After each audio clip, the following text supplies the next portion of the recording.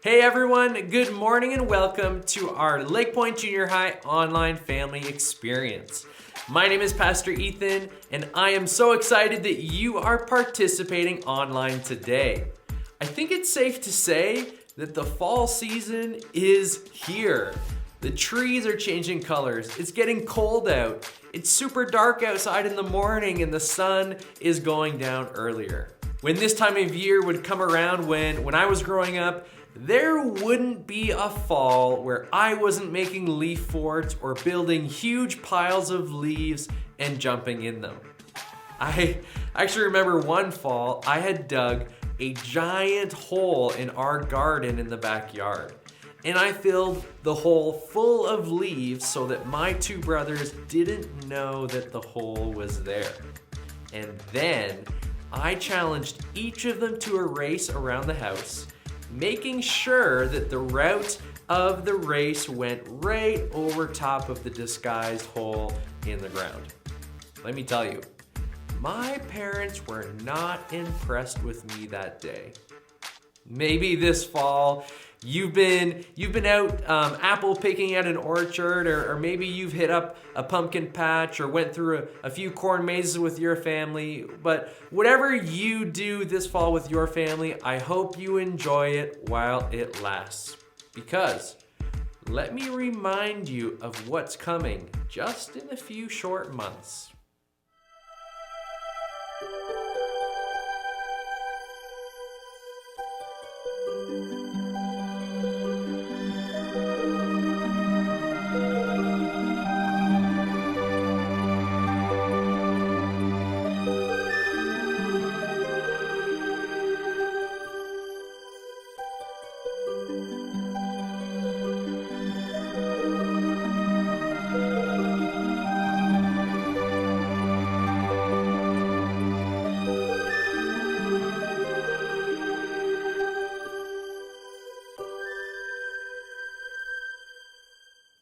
So yeah, you're welcome for that reminder. All right, let me tell you what you can expect for today's family interactive experience. You're about to experience some friendly family competition. We're gonna finish off our brand new series called Trending, and then we're gonna end today with some family discussion. Now, before we get into all of that amazingness, I would love if you would take the next 60 seconds to fill out our online connection card. You can find it right on the main page of the LakePoint app. And what I love about the connection card is that it serves as LakePoint's guest book. And so whether you're watching for the first time today or you've been watching for a while, we would love for you to sign our guest book this morning. It's also a great way for us to stay connected, and it provides you with an opportunity to sign up and see our current and upcoming campaigns and initiatives here at the church. So let's take the next 60 seconds and fill out the form together. In 3, 2, 1.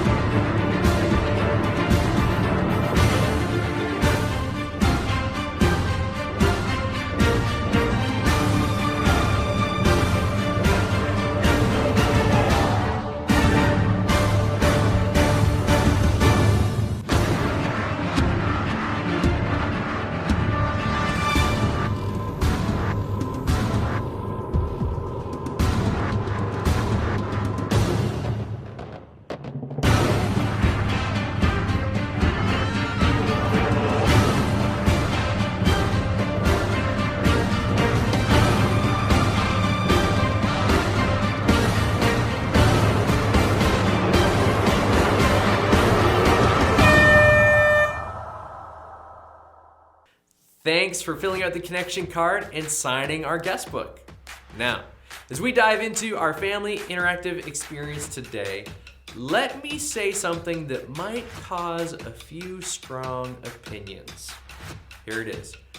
Pumpkin spiced lattes. Do you love them? Do you think they're gross? Are they overrated? Is it the best thing since lattes were ever engineered? However you may feel about pumpkin spice lattes, or PSLs as the coffee connoisseurs would call it, we're going to head into our weekly competition where we're going to find random pumpkin spiced items.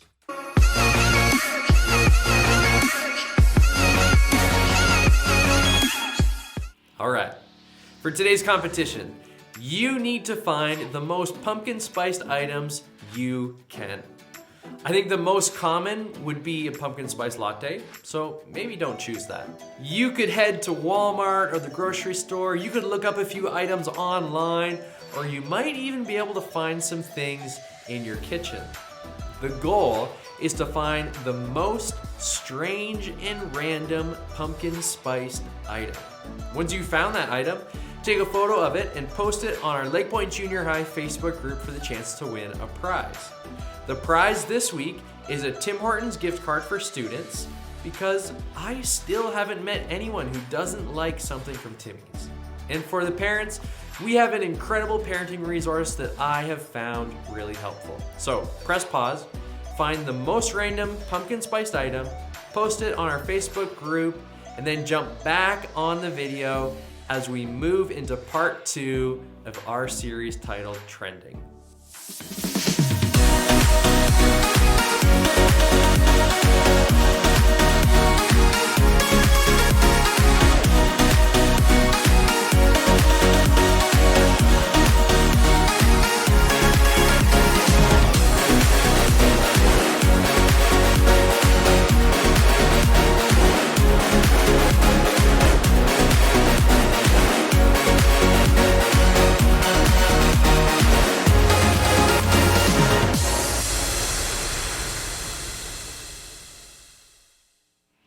Well, we are in part 2 of 2, the final part of a series called Trending. This is a series where we take a look at relevant and current issues that we might be dealing with. This week, we're going to take a look at something that all of us have used, are using, and will continue to use. And that thing is words. A big part of our lives is built around the words that we say out loud and the words that aren't spoken. We know that words are powerful, and we have a lot of freedom to use our words in any way that we choose. You see, we have the choice to use words that could get us into trouble, to hurt someone else, or we have the choice to use words that encourage and build other people up. And so today we're going to take a look at how we use our words, and we're going to discover that our words have power and we need to pay attention to them. Check it out.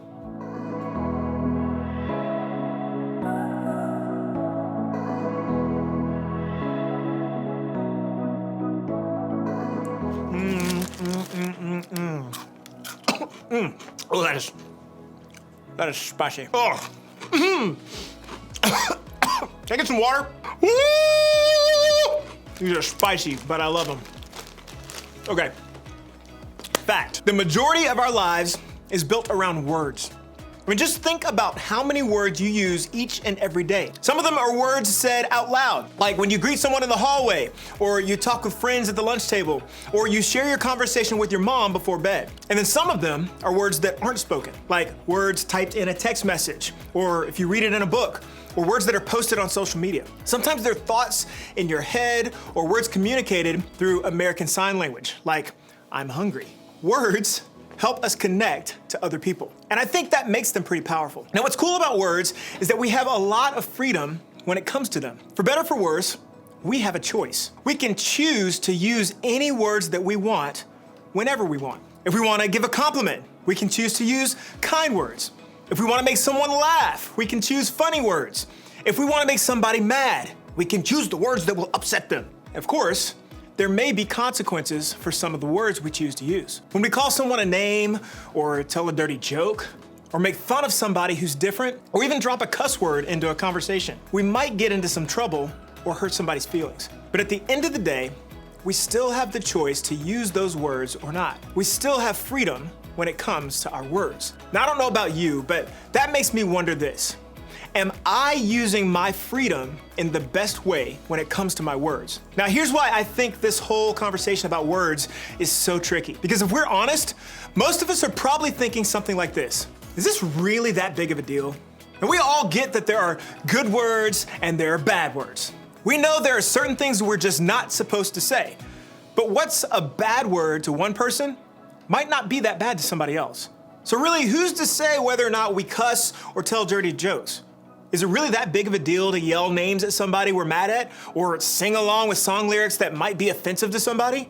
I mean, if I think the words I'm saying are okay, then it doesn't really matter what anybody else thinks, right? Again, I know this is tricky because honestly, all of us struggle with our words in one way or another. There are all kinds of reasons for why we use our words the way we do.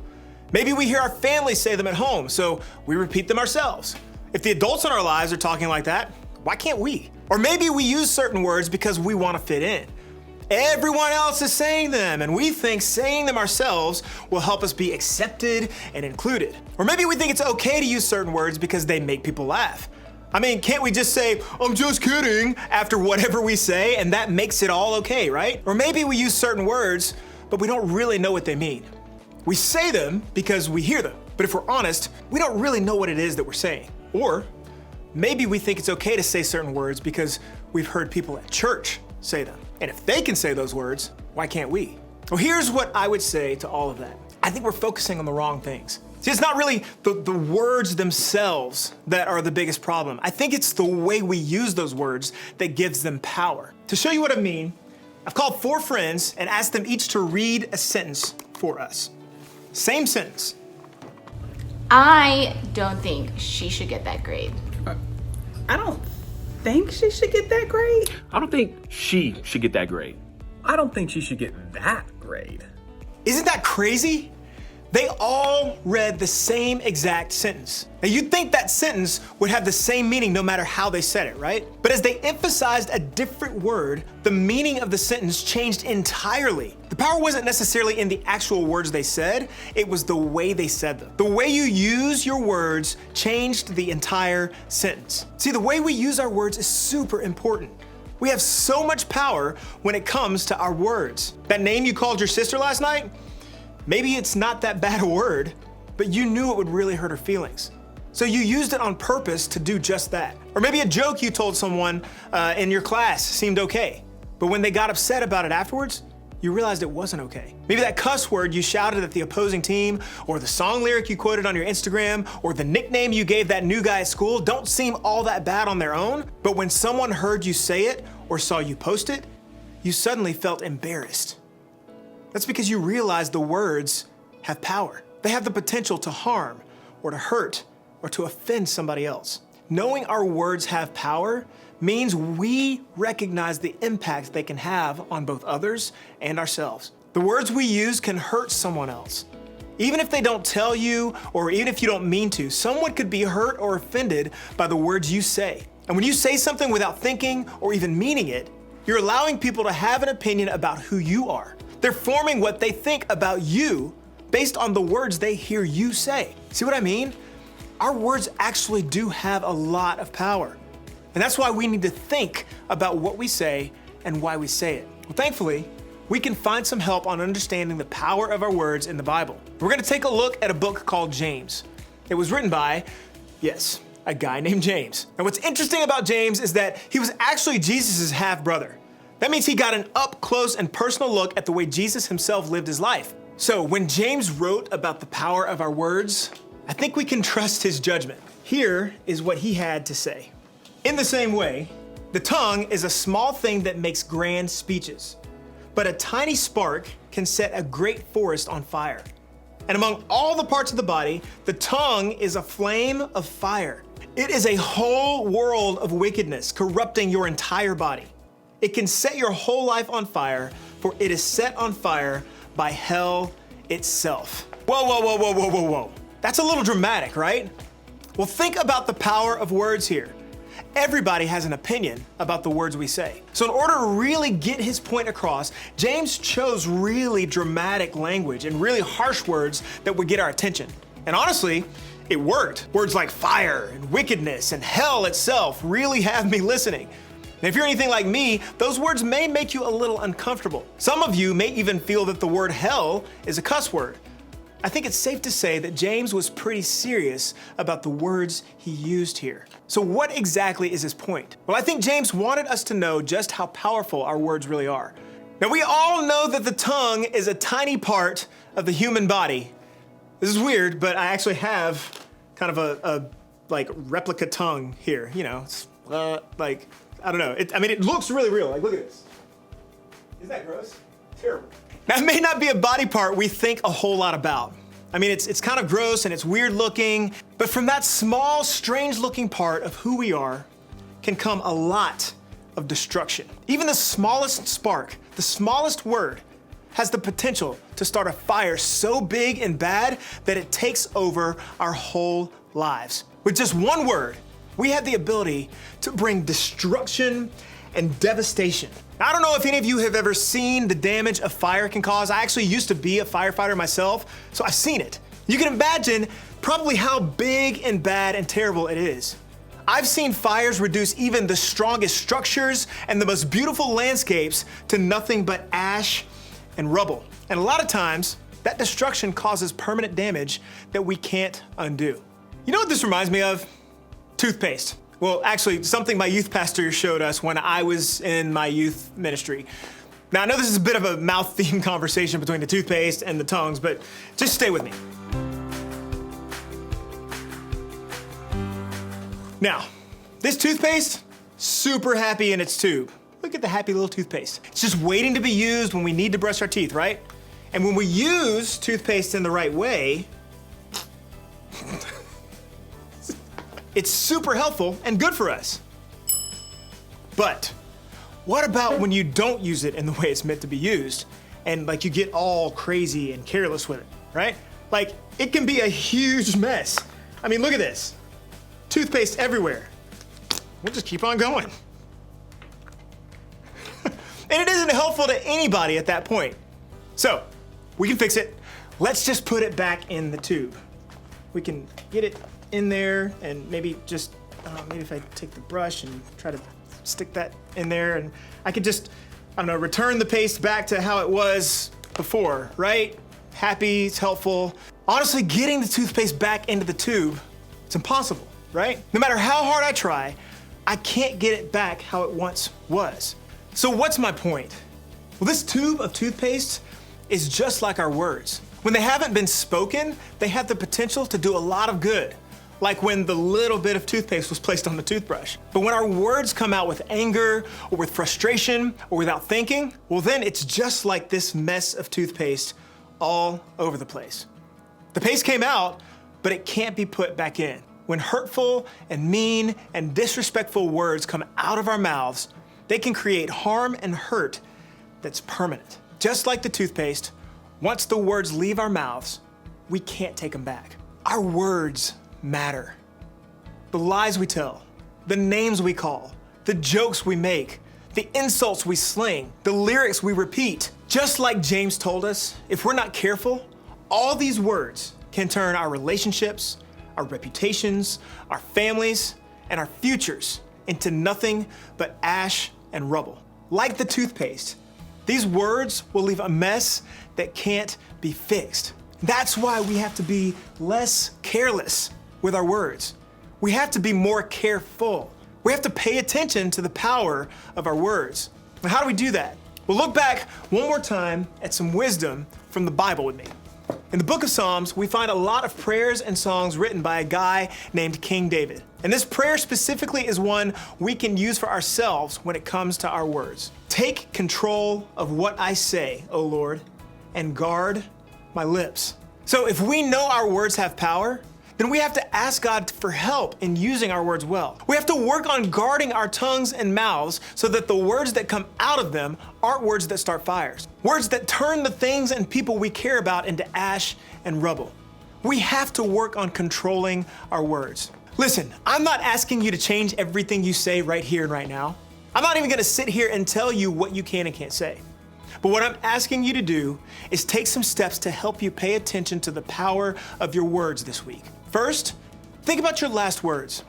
Look at your last 10 text messages, or the last few comments you left on social media, or the last few songs you listened to, or even the last several things you said to your close friends or family. Then ask yourself, what's the power in these words? Are they bringing on destruction? Are they bringing on ash and rubble? Are they hurtful? Would you be embarrassed if I showed them to everyone in the room right now? If the answer to any of that is yes, then you need to pause. You need to ask God for forgiveness and help in guarding your words more wisely going forward. Maybe you even need to ask for forgiveness from the person you said the words to. Part of paying attention to the power of our words means recognizing when we're using them in ways that are hurtful to other people. So start there. Then take a step to make a change. How can you better control the words coming from your mouth so that you don't leave behind ash and rubble? Maybe for you that means thinking before you speak. A simple 10-second pause, 1, 2, 3, 4, 5, 6, 7, 8, 9, 10, before your words come out of your mouth can give you time to think about the impact of what you're about to say. Maybe for you that means not saying something you know is wrong, no matter who's around. Now sure, you can drop that cuss word when your parents aren't listening. Or you can call that girl that name when she's blocked on social. You can even make that joke you know is inappropriate. You may have the freedom to say any of that, but controlling your words means using your freedom to not say it at all, regardless of who will or won't hear it. Maybe it means choosing to replace your old words with new, better words that build people up. Maybe start by taking time to pray as David did in the psalm we looked at today. Ask God to help guard your mouth and control your words so the impact will be for good. Ask Him to help you pay attention to the power of your words.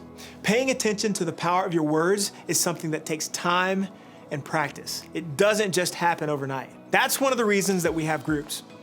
Your group can help you notice when the words you say cause destruction or hurt, and they can help remind you to pause, replace your words with new positive ones, and to pray that you can use the power of your words for good. Now, as you head to your group today, I want you to think about this question. In what ways can I use my words for good?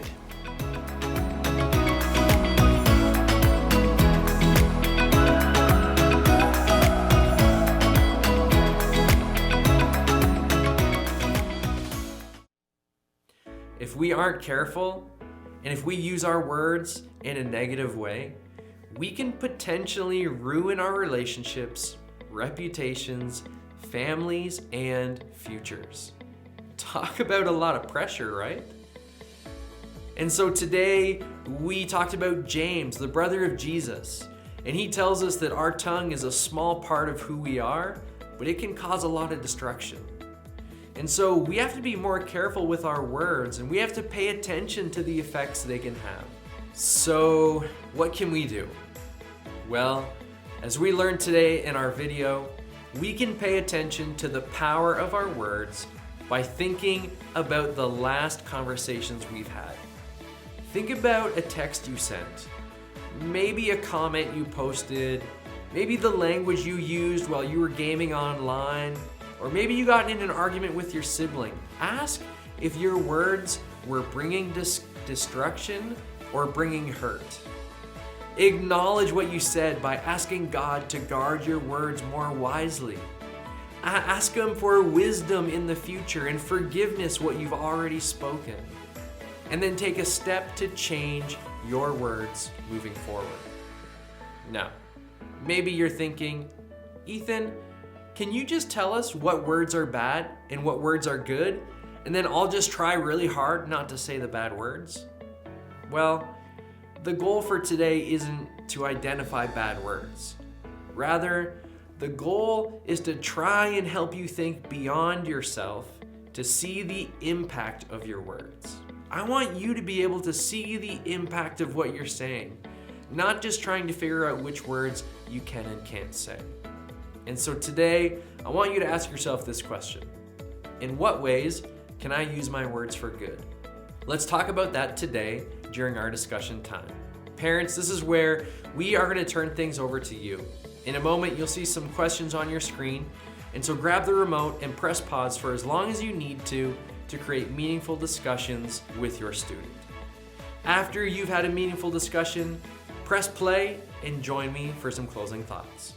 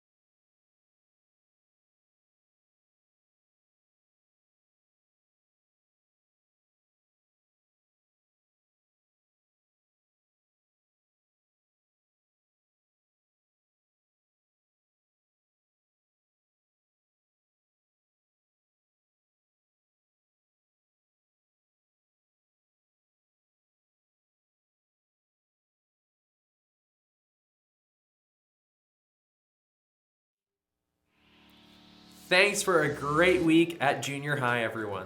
Remember to post in our junior high Facebook group your photo of your family participating today, or you can post a photo of the most strange pumpkin spiced item that you found. Just head to Facebook, search LakePoint Junior High, and request to join the group. If you aren't on Facebook, you can just email me your photo to ethan@lakepoint.church, and I'll make sure you get added into the draw. Now to close our time this morning, take the next 2 minutes to pray together as a family, and then head to the LakePoint app to access our weekday devotionals that go along with our series, and you'll find those in the Family Resources section. Have a wonderful week, friends. We'll see you next time.